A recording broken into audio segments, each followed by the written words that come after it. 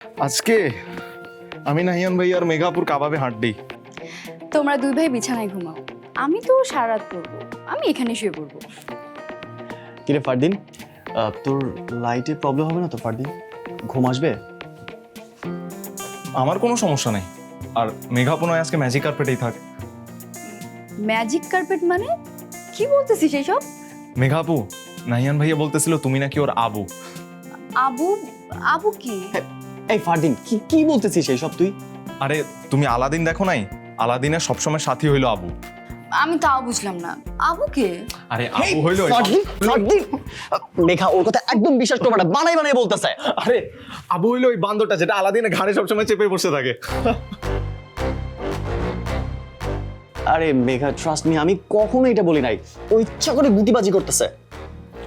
আমি যদি আবু হই তাহলে তোর ভাই কাকে বিয়ে করবে?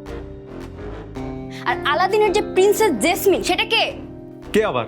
রাশা আপু, দ্য প্রিন্সেস।